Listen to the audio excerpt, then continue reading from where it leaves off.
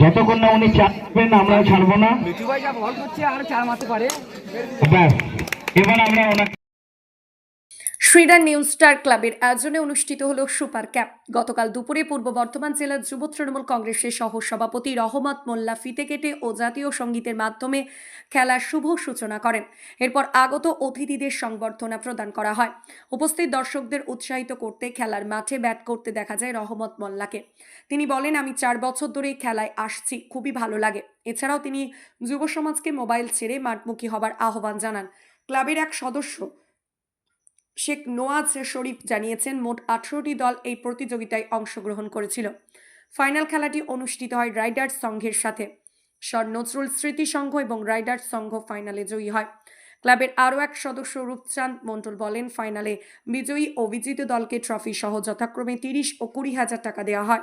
গলসি থেকে শেখ আজার উদ্দিনের রিপোর্ট, সোজা কথা নিউজ, পূর্ব বর্ধমান। ব্যাচ পরিয়ে দেবো, একটু হাততালি সকলে মিলে। এই মুহূর্তটা আমরা সাক্ষী থাকবো। অবশেষে মেমেন্টো তুলে দেবো আমরা রহমতদাকে। ক্যামেরাম্যান যারা ফোকাস করুন, এবং মেমেন্টো মিঠুদার জন্য একটু সকলকে হাততালি দেওয়ার জন্য বলবো। কর্মব্যস্ততার মধ্যে মিঠুদা খুব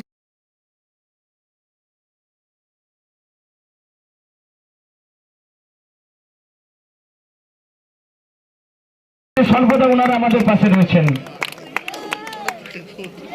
তো এরপর আমরা মাল্যদান।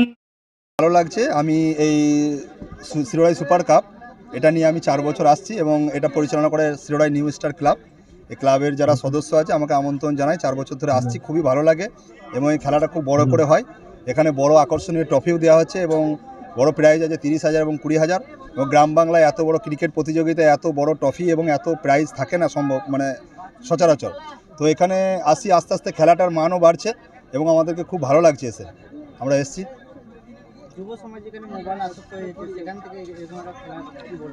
অবশ্যই এই যুব সমাজ এবং যেমন আমাদের মাঠগুলোকে, গ্রাম বাংলার যে মাঠগুলোকে ভুলে গেছে, তার জন্য ফুটবল, ক্রিকেট এই খেলাগুলো যদি গ্রাম বাংলায় ফিরে আসে তো আমরা সকলেই, আমাদের শরীরও সুস্থ থাকবে এবং মনও ভালো থাকবে এবং আস্তে আস্তে আমরা মোবাইলে যে আসক্ত হয়েছে সেখান থেকে আমরা আস্তে আস্তে বেরিয়ে আসতে পারবো। আমি যুব সমাজকে এটাই বলবো যে আমাদের যে গ্রাম বাংলার মাঠগুলোকে প্রাণবন্ত করার জন্য খেলাধুলাটা অবশ্যই দরকার। যারা আয়োজন করেছে আমরা বলবো, ক্রিকেট তো হচ্ছে খুব ভালো এবং ক্রিকেটের পাশাপাশি এই মাঠটাও খুব ভালো আছে। আমি চাইবো যে এরা যদি একটা ফুটবল টুর্নামেন্ট করতে পারে, ফুটবলটাও গ্রামের দিকে খুব আকর্ষণীয় থাকে, তো ফুটবলটাও যাতে হয় সেটার জন্য আমি ক্লাবকে অনুরোধ করব। নাম রহমত মোল্লা, সহসভাপতি, পূর্ব বর্ধমান জেলা তৃণমূল যুব কংগ্রেস।